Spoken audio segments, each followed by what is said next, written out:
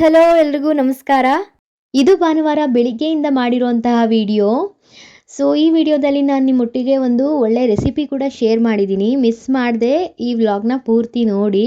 ಹಾಗೆ ನನ್ನ ಚಾನಲ್ನ ಯಾರು ಸಬ್ಸ್ಕ್ರೈಬ್ ಮಾಡ್ಕೊಳ್ದೆ ನೋಡ್ತಾ ಇದ್ದೀರಾ, ಪ್ಲೀಸ್ ನನ್ನ ಚಾನಲ್ನ ಸಬ್ಸ್ಕ್ರೈಬ್ ಮಾಡಿಕೊಂಡು ವಿಡಿಯೋಸ್ನ ನೋಡಿ ಅಂತ ಹೇಳ್ತಾ ಈ ವ್ಲಾಗ್ನ ಶುರು ಮಾಡ್ತಾ ಇದ್ದೀನಿ. ಬನ್ನಿ. ಇನ್ನು ಬೆಳಿಗ್ಗೆ 7:30 ಆಗಿತ್ತು ನಾನು ಎದ್ದಾಗ. ಇನ್ನೇನು ಸಂಡೇ ಅಲ್ವಾ, ಆಲ್ಮೋಸ್ಟ್ ಸಂಡೇ ಟೈಮ್ ಎಲ್ಲ ಲೇಟಾಗೆ ಟಿಫನ್ ಎಲ್ಲ ಮಾಡ್ಕೊಳ್ತೀವಿ.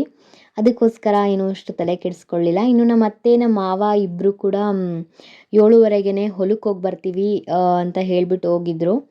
ಇನ್ನು ಟಿಫನ್ಗೆ ನೆನ್ನೆ ಕಾಳುಗೊಜ್ಜು ಮಾಡಿದ್ನಲ್ಲ, ಅದು ಸ್ವಲ್ಪ ಜಾಸ್ತಿನೇ ಉಳಿದು ಬಿಟ್ಟಿತ್ತು. ಅದಕ್ಕೇನೆ ರೊಟ್ಟಿ ಸುಡ್ತೀನಿ ಅಂತ ಹೇಳಿದರು ನಮ್ಮ ಅತ್ತೆ. ಸೊ ಅದಕ್ಕೆ ಅವ್ರು ಬಂದಮೇಲೆ ಹೇಗಿದ್ರು ರೊಟ್ಟಿ ಮಾಡೋದಲ್ವಾ ಅಂತ ಹೇಳಿ ಟಿಫನ್ ಮಾಡೋ ಕೆಲಸ ಏನೂ ಇರಲಿಲ್ಲ ನನಗೆ. ನಾನು ಬೆಳಿಗ್ಗೆ ಎದ್ದು ಬಾಗಿಲು ತೊಳೆದ್ಬಿಟ್ಟು ಈ ರಂಗೋಲಿ ಒಂದು ಬಿಟ್ಟಿದ್ದೀನಿ ಸಿಂಪಲ್ಲಾಗಿ ಅಷ್ಟೇ ಮನೆ ಮುಂದೆ. ಇನ್ನು ನಮ್ಮ ಅತ್ತೆ ನಮ್ಮ ಮಾವ ಇಬ್ಬರು ಬೆಳಿಗ್ಗೆ 5:30ಗೆ ಎದ್ದೇಳ್ತಾರೆ. ಎದ್ದು ಆಡುಗಳನ್ನೆಲ್ಲ ಆಚೆ ಕಟ್ಟಿ ಇನ್ನು ಹಸುಗಳನ್ನೆಲ್ಲ ತೊಳೆದ್ಬಿಟ್ಟು ಕೊಟ್ಟಿಗೆನೂ ಹಾಗೆ ತೊಳೆದ್ಬಿಟ್ಟು ಹಾಲು ಕರಿಯೋದಕ್ಕೆ ಶುರು ಮಾಡ್ಕೊತಾರೆ. ಹಾಲೆಲ್ಲ ಕರೆದ್ಬಿಟ್ಟು ಡೈರಿಗೆ ಹಾಕ್ಬಿಟ್ಟು ಬಂದುಬಿಟ್ರು. ಇನ್ನು ಹಸುಗಳನ್ನ ಆಡುಗಳನ್ನೆಲ್ಲ 12 ಗಂಟೆ ಅಷ್ಟರಲ್ಲಿ ತೋಟದ ಹತ್ರ ಕರ್ಕೊಂಡು ಹೋಗಿಬಿಡ್ತಾರೆ ಮೇಯಿಸ್ಕೊಂಡು ಬರೋದಕ್ಕೆ ಅಂತ ಹೇಳಿ. ಇನ್ನು ಟೈಮ್ ಇತ್ತಲ್ಲ, ಸೊ ಅಷ್ಟರಲ್ಲಿ ಹೊಲದ ಹತ್ರ ಹೋಗಿ ಬರ್ತೀವಿ ಅಂತ ಹೇಳಿದ್ರು. ಹೊಲದಲ್ಲಿ ತರಣಿ ಕಾಳು ಅಂದರೆ ಹಲಸಂಡೆ ಕಾಳು ಹಾಕಿದ್ರಂತೆ. ಸೊ ಅದನ್ನೆಲ್ಲ ಬಿಡಿಸ್ಕೊಳ್ಳೋಕ್ಕೆ ಸ್ಟೇಜಿಗೆ ಬಂದಿತ್ತು. ಅದಕ್ಕೋಸ್ಕರ ಅದನ್ನೆಲ್ಲ ಬಿಡಿಸ್ಕೊಂಬರ್ತೀವಿ ಅಂತ ಹೇಳಿದ್ರು. ಇನ್ನು ಹಳ್ಳಿಗಳ ಕಡೆ ಸಾಮಾನ್ಯವಾಗಿ ಎಲ್ಲರ ಮನೇಲೂ ಇದೇ ಥರನೇ ಒಂದು ರೂಟೀನ್ ಇರುತ್ತೆ. ಬೆಳಿಗ್ಗೆ ಎದ್ದ ತಕ್ಷಣ ಆಡುವುದನ್ನು ಸಾಕಿದರೆ ಸೊ ಅವುಗಳನ್ನ ನೋಡಿಕೊಂಡು ಅದು ಹಾಲು ಕರಿಯೋದು ಬೆಳಿಗ್ಗೆ ಒಂದು 8 ಗಂಟೆ ತನಕ ಬರೀ ಇದೇ ಆಗಿಬಿಡುತ್ತೆ. ಅದಾದಮೇಲೆ ಹೊಲ ಗದ್ದೆ ಅಂತ ಹೋಗ್ತಾ ಇರ್ತಾರೆ. ನಿನ್ನೆ ವಿಡಿಯೋದಲ್ಲಿ ನೀವು ನೋಡಿದರೆ ಗೊತ್ತಿರುತ್ತೆ, ನಮ್ಮ ಅತ್ತೆ ಎಲ್ಲ ಕೆಂಪು ಮೆಣಸಿನ್ಕಾಯಿಗಳನ್ನ ಬಿಡಿಸ್ಕೊಳ್ತಾ ಇದ್ರು ಅಂತ ಹೇಳಿದ್ದೆ.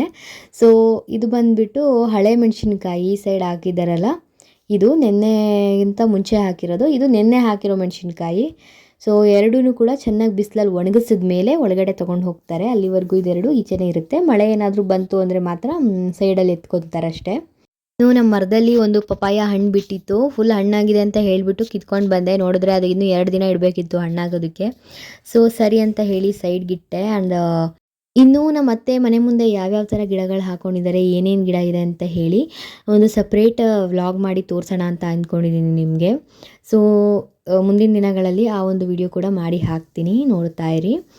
ಆ್ಯಂಡ್ ಇಲ್ಲಿ ಏನು ಮಾಡ್ತಾ ಇದ್ದೀನಪ್ಪ ಅಂತ ಅಂದರೆ, ನಿನ್ನೆ ಒಂದು ಬಟರ್ ಫ್ರೂಟ್ ಸೀಡ್ನ ನಾನು ನಿಮಗೆ ತೋರಿಸಿದ್ದೆ, ಇದನ್ನು ಪ್ಲ್ಯಾಂಟ್ ಮಾಡ್ತೀನಿ ಅಂತ ಹೇಳಿಬಿಟ್ಟು. ನಿನ್ನೆ ನನಗೆ ಟೈಮ್ ಇರಲಿಲ್ಲ, ಪ್ಲಸ್ ಅದನ್ನು 1 ಡೇ ಫುಲ್ಲು ನೀರಲ್ಲಿ ಸೋಕ್ ಮಾಡಬೇಕಿತ್ತು. ಸೊ ಅದು ನೆನೆಯಲಿ ಅಂತ ಹೇಳಿಬಿಟ್ಟು ಒಂದು ಲೋಟದಲ್ಲಿ ನೀರು ಹಾಕಿ ಅದನ್ನು ಇಟ್ಟಿದ್ದೆ. ಸೊ ಈಗ ಅದನ್ನು ಮಣ್ಣೊಳಗಡೆ ಹಾಕ್ತಾಯಿದ್ದೀನಿ. ಜಾಸ್ತಿ ಆಳ ಏನು ಮಾಡಿ ಹಾಕೋಂಗಿಲ್ಲ, ಸಿಂಪಲಾಗಿ ಆಳ ಮಾಡಿ ಹಾಕಿದ್ರೆ ಅದು ಒಂದು 20ರಿಂದ 30 ದಿನದ ಒಳಗಡೆ ಅದು ಮೊಳಕೆ ಬಂದು ಗಿಡ ಬರಬೇಕು. ಸೊ ಗೊತ್ತಿಲ್ಲ ಬರುತ್ತೋ ಇಲ್ವೋ ಅಂತ ಹೇಳಿಬಿಟ್ಟು ಈ ಒಂದು ಮೆಥಡ್ನ ಟ್ರೈ ಮಾಡ್ತಾಯಿದ್ದೀನಿ ಫಸ್ಟ್ ಟೈಮ್ ಅಷ್ಟೇ. ಮತ್ತು ಇನ್ನೊಂದು ಮೆಥಡಲ್ಲಿ ನಾನು ಮಾಡೋದಕ್ಕೆ ಇಟ್ಟಿದ್ದೀನಿ, ಅದು ಹಾಗೆ ಮೊಳಕೆ ಬರಲಿ ಅಂತ ಹೇಳಿ ನೀರಲ್ಲಿ ಹಾಕಿಟ್ಟಿದ್ದೀನಿ.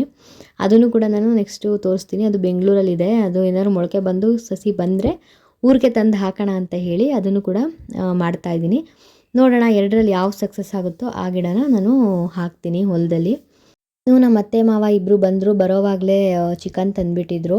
ಸೊ ಮಧ್ಯಾಹ್ನಕ್ಕೆ ಚಿಕನ್ ಏನಾದರೂ ಮಾಡ್ಕೊಳ್ಳೋಣ ಅಂತ ಹೇಳಿ ಬಂದ ತಕ್ಷಣ ರೊಟ್ಟಿ ಹಾಕ್ಕೊಟ್ರು. ಎಲ್ಲರಿಗೂ ರೊಟ್ಟಿ ತಿಂದ್ಬಿಟ್ಟು ವಿಕಾಸ್ಗೂ ಕೂಡ ಊಟ ಎಲ್ಲ ಮಾಡಿಸ್ಬಿಟ್ಟು ಅವನು ಸ್ನಾನ ಮಾಡಿಸಿ ಮಲಗಿಸೋಣ ಅಂತ ಹೇಳಿ ಅವನಿಗೆ ಸ್ನಾನ ಮಾಡಿಸ್ಕೊಂಡೆ. ಇನ್ನು ಅವನ್ನ ಮಲಗಿಸ್ಬಿಟ್ರೆ ನಮ್ಮ ಪಾಡಿಗೆ ನಾವು ಒಂದು 3/4 ಭಾಗ ಕೆಲಸ ಮಾಡ್ಕೊಂಬಿಡ್ಬೋದು ಅವನು ಎದ್ದೇಳೋಷ್ಟೊತ್ತಿಗೆ. ಇಲ್ಲ ಅಂತಂದರೆ ಅವನು ಮಲಗೋದೇ ಇಲ್ಲ, ಒಂಥರ ಕಿರಿಕಿರಿ ಮಾಡ್ತಾ ಇರ್ತಾನೆ, ಕೆಲಸ ಮಾಡೋದಕ್ಕೆ ಬಿಡಲ್ಲ. ಇನ್ನೇನು ಮಧ್ಯಾಹ್ನ ಆಗ್ತಿತ್ತಲ್ವ, ಚಿಕನ್ ತಂದುಕೊಟ್ಟಿದ್ರು ನಮ್ಮ ಮಾವ ಹೇಗಿದ್ರು. ಮಧ್ಯಾಹ್ನಕ್ಕೆಲ್ಲ ಅಡುಗೆ ಮಾಡ್ಕೊಳ್ಳೋಣ ಅಂತ ಹೇಳಿಬಿಟ್ಟು ಚಿಕನೆಲ್ಲ ತೊಳೆಯೋದಕ್ಕೆ ಒಂದು ಬೋಸಿಗೆ ಹಾಕಿ ಇಟ್ಕೊಂಡಿದ್ದೀನಿ ಇಲ್ಲಿ.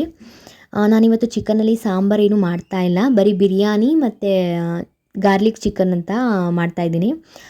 ಗಾರ್ಲಿಕ್ ಚಿಕನ್ ರೆಸಿಪಿನ ನಾನು ನಿಮ್ಮ ಹತ್ತಿಗೆ ಶೇರ್ ಮಾಡ್ಕೊಳ್ಳೋಣ ಅಂತ ಇದ್ದೀನಿ ಈ ಒಂದು ವಿಡಿಯೋದಲ್ಲಿ. ಸೊ ಪೂರ್ತಿ ವಿಡಿಯೋ ನೋಡ್ತಾ ಇರಿ. ಆ್ಯಂಡ್ ನಾನು ಬಂದು ಸಿಂಪಲ್ಲಾಗಿ ಸ್ವಲ್ಪ ಬಿರಿಯಾನಿ ಹಾಗೆ ಸ್ವಲ್ಪ ಗಾರ್ಲಿಕ್ ಚಿಕನ್ ಮಾಡೋಣ ಅಂತ ಅಂದ್ಕೊಂಡಿದ್ದೆ. ಸೊ ಅದಕ್ಕೋಸ್ಕರ ಎಲ್ಲ ಹೆಚ್ಕೊಂಡು ರೆಡಿ ಮಾಡ್ಕೊಳ್ತಾ ಇದ್ದೀನಿ. ಸೊ ಏನಂದರೆ ಸಾಂಬಾರೆಲ್ಲ ಮಾಡಿದ್ರೆ ತಿನ್ನೋದಕ್ಕೆ ಆಗಲ್ಲ, ಬೋರಿಂಗ್ ಅನಿಸುತ್ತೆ ನನಗೆ ಸಾಂಬಾರೆಲ್ಲ ಮಾಡೋದಕ್ಕೆ. ಚಿಕನಲ್ಲಿ ನನಗೆ ಜಾಸ್ತಿ ಬಿರಿಯಾನಿನೇ ಇಷ್ಟಪಡೋದು. ಇನ್ನು ನಮ್ಮ ಅತ್ತೆ ನಾನ್ ವೆಜ್ ಎಲ್ಲ ಏನೂ ತಿಂದೇ ಇರೋದ್ರಿಂದ ನನಗೆ ನಮ್ಮ ಮಾವಂಗೆ ಇಬ್ಬರಿಗೆ ಅಡುಗೆ ಮಾಡಬೇಕಿತ್ತು. ಸೊ ಅದಕ್ಕೋಸ್ಕರ ಎಲ್ಲ ಸ್ವಲ್ಪನೇ ಮಾಡ್ಕೊಳ್ತಾ ಇದ್ದೀನಿ. ಸಾಮಾನ್ಯವಾಗಿ ಊರಲ್ಲಿ ಈ ಹಬ್ಬ ಆಗಿದ್ದ ಮಾರನೇ ದಿನ ನಾನ್ ವೆಜ್ ಮಾಡ್ತಾರೆ. ಅದರಲ್ಲಿ ಮಟನ್ ಆದರೂ ಮಾಡ್ಕೊಳ್ತಾರೆ, ಮಾಡೋರು ಚಿಕನ್ ಆದರೂ ಮಾಡ್ಕೊಳ್ತಾರೆ. ಇನ್ನೊಂದು ಏನಂದರೆ, ನಾವು ಮಟನ್ ಎಲ್ಲ ಈ ಒಂದು ಲಾಸ್ಟ್ ವೀಕೆಲ್ಲ ಸುಮಾರು ಮಟನ್ ಸಾಂಬಾರೆಲ್ಲ ಮಾಡಿಕೊಂಡು ಜಾಸ್ತಿ ತಿಂದಿದ್ವಿ. ಸೊ ನನಗೆ ಅದಕ್ಕೋಸ್ಕರ ಸಾಂಬಾರೆಲ್ಲ ತಿನ್ನಬೇಕು ಅಂತ ಯಾಕೋ ಅನ್ನಿಸ್ತಾ ಇರಲಿಲ್ಲ. ಇನ್ನು ನಮ್ಮ ಮಾವ ಕೂಡ ಏನು ಜಾಸ್ತಿ ಇದೇ ಬೇಕು, ಸಾಂಬಾರೇ ಮಾಡಬೇಕು ಅಂತ ಏನೂ ಕೇಳಲ್ಲ. ಅದಕ್ಕೋಸ್ಕರ ಇಬ್ರಿಗೂ ಸೇರಿಸಿ ಬಿರಿಯಾನಿ ಮತ್ತು ಗಾರ್ಲಿಕ್ ಚಿಕನ್ ಮಾಡಿಬಿಡ್ತಾ ಇದ್ದೀನಿ ಅಷ್ಟೇ. ಮೊದಲು ಬಿರಿಯಾನಿ ಮಾಡ್ಕೊಳ್ಳೋಣ ಅಂತ ಹೇಳಿಬಿಟ್ಟು ಇಲ್ಲಿ ಬಿರಿಯಾನಿಗೆ ಒಗ್ಗರಣೆಗೆ ಹಾಕಿದ್ದೀನಿ ಆಲ್ರೆಡಿ. ಇನ್ನೊಂದೇನೆಂದರೆ, ಎರಡಕ್ಕೂ ಕೂಡ ನಾನು ಯಾವುದೇ ರೀತಿ ಮಸಾಲೆ ರುಬ್ಕೊತಾ ಇಲ್ಲ, ಸಿಂಪಲಾಗಿ ಮಾಡ್ತಾ ಇರೋದಂತೂ. ಮಸಾಲೆ ಕಮ್ಮಿ ಇಟ್ಕೊಂಡು ಲೈಟಾಗಿ ಮಾಡೋಣ ಅಂತ ಹೇಳಿ ಮಾಡ್ತಾಯಿದ್ದೆ ಅಷ್ಟೇ. ಇನ್ನೂ ಅದ್ರ ಪಾಡ್ಗದು ಬಿರಿಯಾನಿಗೆ ಕುದಿ ಬರ್ತಾ ಇತ್ತು. ಅಷ್ಟೊತ್ತಿಗೆ ನಾನು ನಿಮ್ಮೊಟ್ಟಿಗೆ ಗಾರ್ಲಿಕ್ ರೆಸಿಪಿ ಶೇರ್ ಮಾಡೋಣ ಅಂತ ಹೇಳಿ ತೋರಿಸ್ತಾ ಇದ್ದೀನಿ ನೋಡಿ.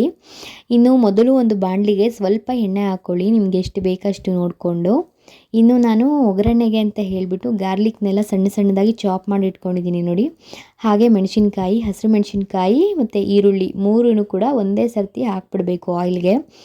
ಮೂರೂ ಒಂದೇ ಸತಿ ಎಣ್ಣೆಲಿ ಚೆನ್ನಾಗಿ ಫ್ರೈ ಮಾಡ್ಕೋಬೇಕು ನೋಡಿ. ಈ ಥರ ಗೋಲ್ಡನ್ ಬ್ರೌನ್ ಬರಬೇಕು.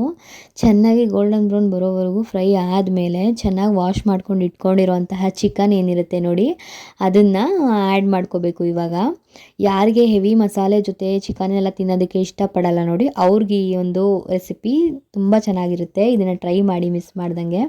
ಆ್ಯಂಡ್ ಇದು ಡಯಟ್ ಫ್ರೆಂಡ್ಲಿ ಕೂಡ. ಈ ಥರ ಮಾಡಿಕೊಂಡ್ರೆ ಹೆಚ್ಚಿಗೆ ನಿಮಗೆ ಹೆವಿ ಅನಿಸಲ್ಲ ಮೀಲ್ಸು. ಒಂದು 2-3 ಪೀಸ್ಗಿಂತ ಜಾಸ್ತಿನೇ ತಿನ್ಬೋದು, ಅಷ್ಟು ಚೆನ್ನಾಗಿರುತ್ತೆ ಇದು ರುಚಿ.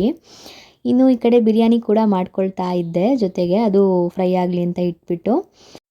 ಸ್ವಲ್ಪ ಪುದೀನ ಕೊತ್ತಂಬರಿ ಎಲ್ಲ ಸಣ್ಣದಾಗಿ ಹೆಚ್ಚಿಟ್ಕೊಂಡಿದ್ನಲ್ಲ, ಅದನ್ನು ಕೂಡ ಇದ್ರ ಮೇಲೆ ಹಾಕ್ಕೊತಾ ಇದ್ದೀನಿ. ಹಾಕಿಬಿಟ್ಟು ಮತ್ತೆ ಇದನ್ನು ಮಿಕ್ಸ್ ಕೊಡಬೇಕು. ಚೆನ್ನಾಗಿ ಮಿಕ್ಸ್ ಮಾಡಿಬಿಟ್ರೆ ಸೊ ಪುದೀನ ಮತ್ತು ಕೊತ್ತಂಬರಿ ಫ್ಲೇವರ್ ಕೂಡ ಚೆನ್ನಾಗಿ ಇಟ್ಕೊಳ್ಳುತ್ತೆ. ಜೊತೆಗೆ ಒಂದು ಅರ್ಧ ಹೋಳು ನಿಂಬೆಹಣ್ಣು ಹಾಕಬೇಕು ಈ ಸ್ಟೇಜಲ್ಲಿ.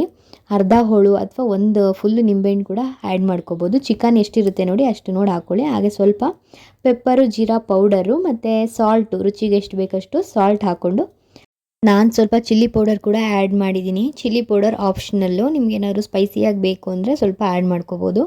ಇಲ್ಲ ಅಂದರೆ ಹಸಿರು ಮೆಣಸಿನ್ಕಾಯಿ ಹಾಕಿರ್ತೀರಲ್ವ ಅಷ್ಟೇ ಸಾಕು ನೋಡಿ. ಇಷ್ಟೇ ಐಟಮ್ಸು. ಇಷ್ಟನ್ನೆಲ್ಲ ಹಾಕಿಬಿಟ್ಟು ಲಿಡ್ನ ಕ್ಲೋಸ್ ಮಾಡಿಬಿಟ್ಟು ನೀರೆಲ್ಲ ಹಿಂಗೋವರೆಗೂ ಚೆನ್ನಾಗಿ ಬೇಯಿಸಬೇಕು. ಚೆನ್ನಾಗಿ ಬೆಂದ ಮೇಲೆ ಇದು ತುಂಬಾ ಜ್ಯೂಸಿಯಾಗಿ ಟೇಸ್ಟಿಯಾಗಿ ಆಗುತ್ತೆ. ಇಷ್ಟೇ ನೋಡಿ ಗಾರ್ಲಿಕ್ ಚಿಕನ್ ರೆಸಿಪಿ. ಎಷ್ಟು ಈಸಿಯಾಗಿ ಆಗೋಯ್ತು ಅಲ್ವಾ ಇದು. ನಿಮ್ಗೇನಾದರೂ ಯಾವಾಗಲೂ ಮಸಾಲ ಚಿಕನ್ ಮಾಡಿ ಬೋರ್ ಆಗಿದ್ದರೆ ಯಾವಾಗಾದರೂ ಒಂದು ವೀಕಲ್ಲಿ ಈ ಥರ ಟ್ರೈ ಮಾಡಿ ನೋಡಿ. ತುಂಬ ಚೆನ್ನಾಗಿರುತ್ತೆ ಆ್ಯಂಡ್ ಲೈಟಾಗೂ ಇರುತ್ತೆ, ತಿನ್ನೋದಕ್ಕೂ ಚೆನ್ನಾಗಿರುತ್ತೆ ಅಂತ ಹೇಳ್ತಾ, ಇನ್ನು ಬಿರಿಯಾನಿ ಎಲ್ಲ ರೆಡಿ ಆಗಿತ್ತು ನೋಡಿ. ಎಷ್ಟು ಚೆನ್ನಾಗಾಗಿದೆ ಬಿರಿಯಾನಿ. ನಾನೇನು ಜಾಸ್ತಿ ಮಸಾಲ ಎಲ್ಲ ರುಬ್ಬಿ ಮಾಡಿಲ್ಲ, ಇದಕ್ಕೇನು ಮಸಾಲೆನೇ ರುಬ್ಬಿಲ್ಲ ಆ್ಯಕ್ಚುಲಿ ನಾನು ನೋಡಿ. ಆದರೂ ಎಷ್ಟು ಚೆನ್ನಾಗಾಗಿದೆ ಅಂತ ಹೇಳಿ. ತಿನ್ನೋದಕ್ಕೂ ಕೂಡ ಟ್ರಸ್ಟ್ ಮೀ ತುಂಬ ಚೆನ್ನಾಗಿತ್ತು ಚಿಕನ್ ಬಿರಿಯಾನಿ. ಆ್ಯಂಡ್ ಅದ್ರ ಜೊತೆಗೆ ಗಾರ್ಲಿಕ್ ಚಿಕನ್ನು ಒಳ್ಳೆ ಫ್ಲೇವರ್ ಕೊಡ್ತಾ ಇತ್ತು ತಿನ್ನೋದಕ್ಕೆ. ಇನ್ನು ನಮ್ಮ ಮಾವ ಕೂಡ ಆಡೆಲ್ಲ ಮೇಯಿಸ್ಬಿಟ್ಟು ಬಂದಿದ್ದರು, ಅವ್ರಿಗೂ ಕೂಡ ಊಟ ಕೊಡ್ತಿದ್ದೀನಿ. ಅವರು ಕೂಡ ಬಿರಿಯಾನಿ ಎಲ್ಲ ಚೆನ್ನಾಗಾಗಿದೆ ಅಂತ ಹೇಳ್ತಾಯಿದ್ರು. ಇನ್ನು ಸಂಜೆ ಆಯಿತು. ನಮ್ಮತ್ತೆ ನಾಳೆ ನಾನು ಹೊರಡ್ತಿದ್ನಲ್ಲ, ಬೆಳಿಗ್ಗೆ 6 ಗಂಟೆಗೆ ಹೊರಡಬೇಕಿತ್ತು. ಅದಕ್ಕೋಸ್ಕರ ಎಲ್ಲ ಈಗಲೇ ರೆಡಿ ಮಾಡಿ ಇಟ್ಬಿಡ್ತೀನಿ ಬುತ್ತಿ ಕಟ್ಟಿ ಅಂತ ಹೇಳಿ ಎಲ್ಲಾದ್ರಿಗೂ ಪ್ಯಾಕ್ ಮಾಡ್ತಾ ಇದ್ದಾರೆ ತಿಂಡಿಗಳನ್ನ. ಸೊ ತಿಂಡಿಗಳು ಏನೇನು ಅಂತಂದರೆ ಕಜ್ಜಾಯ, ವಡೆ ಮತ್ತು ಚಕ್ಲಿ, ಕರ್ಜಿಕಾಯಿ ಇಷ್ಟೆಲ್ಲ ಐಟಮ್ ಮಾಡಿದರು. ಎಲ್ಲನೂ ಚೆನ್ನಾಗಿ ಮಾಡಿದರು, ಟೇಸ್ಟಿಯಾಗಿತ್ತು. ಇವಾಗಿ ಪ್ರತಿ ವರ್ಷ ಹಬ್ಬಕ್ಕೆ ಯಾರು ಹೋಗದೆ ಹೋಗಲಿ ನಮ್ಮತ್ತೆ ತಿಂಡಿ ಕೊಟ್ಟು ಕಳ್ಸೋದಂತೂ ಮಿಸ್ ಮಾಡಲ್ಲ. ಪ್ರತಿ ವರ್ಷವೂ ಕೂಡ ಯಾರ ಕಡೆಯಿಂದನಾದರೂ ಕೊಟ್ಟು ಕಳಿಸ್ಬಿಡ್ತಾರೆ ಬೆಂಗಳೂರಿಗೆ ನೋಡಿ. ಇಷ್ಟೆಲ್ಲ ಐಟಮ್ಗಳು ಮಾಡಿ ಕೊಟ್ಟು ಕಳಿಸ್ಬಿಟ್ರೆ ನಾವು ಇದನ್ನೆಲ್ಲ ತಿನ್ಕೊಂಡು ಡಯಟ್ ಮಾಡೋದು ಹೇಗೆ ನೀವೇ ಹೇಳಿ. ಇನ್ನು ನಾನು ರಾತ್ರಿ ಬಿರಿಯಾನಿ ಎಲ್ಲ ತಿಂದ್ಬಿಟ್ಟು ಸ್ವಲ್ಪ ಮಲ್ಕೊಂಡೆ. ಬೆಳಗ್ಗೆ 5:30ಗೆ ಎದ್ದೇಳಬೇಕಿತ್ತು ಹೇಳಿ ರಾತ್ರಿನೇ ಪ್ರತಿಯೊಂದನ್ನು ಪ್ಯಾಕ್ ಮಾಡಿ ಮಲ್ಕೊಂಡ್ಬಿಟ್ಟೆ. ಇನ್ನು ಬೆಳಗ್ಗೆ 5:30ಗೆ ನಮ್ಮ ಮಾವ ಎದ್ದು ಡ್ರಾಪ್ ಮಾಡ್ತಾ ಇದ್ದಾರೆ ನೋಡಿ. ಇನ್ನೂ ಬೆಳಕು ಕೂಡ ಆಗಿಲ್ಲ, ಸ್ವಲ್ಪ ಕತ್ಲೆ ಥರನೇ ಇತ್ತು. ಸೊ ಇದಾಗಿತ್ತು ಸಂಡೆಯ ವ್ಲಾಗ್. ಈ ವ್ಲಾಗ್ ನಿಮ್ಮೆಲ್ರಿಗೂ ಇಷ್ಟ ಆಯಿತು ಅಂತ ಅಂದ್ಕೊಳ್ತೀನಿ. ಸೊ ನನ್ನ ರುಟೀನ್ ಏನೇನಿದೆ ಅದನ್ನೆಲ್ಲ ನಾನು ತೋರಿಸೋದಕ್ಕೆ ಟ್ರೈ ಮಾಡಿದ್ದೀನಿ. ಊರಿಗೆ ಬಂದರೆ ನಾನು ಯಾವ ಥರ ಇರ್ತೀನಿ ಅಂತ ಹೇಳಿ. ಮುಂದೆ ಇನ್ನು ಒಳ್ಳೊಳ್ಳೆ ವ್ಲಾಗ್ ಒಟ್ಟಿಗೆ ನಿಮ್ಮನ್ನು ಭೇಟಿ ಆಗ್ತೀನಿ ಅಂತ ಹೇಳ್ತಾ ಈ ಒಂದು ವ್ಲಾಗ್ನ ಇಲ್ಲಿಗೆ ಮುಗಿಸ್ತಾ ಇದ್ದೀನಿ. ಪ್ಲೀಸ್ ನನ್ನ ಚಾನಲ್ನ ಯಾರು ಸಬ್ಸ್ಕ್ರೈಬ್ ಮಾಡ್ಕೊಂಡಿಲ್ಲ ಸಬ್ಸ್ಕ್ರೈಬ್ ಮಾಡ್ಕೊಳ್ಳಿ. ಹಾಗೆ ಈ ವಿಡಿಯೋಗೆ ಒಂದು ಲೈಕ್ ಮಾಡಿ. Thank you so much for watching. See you in the next vlog. Bye.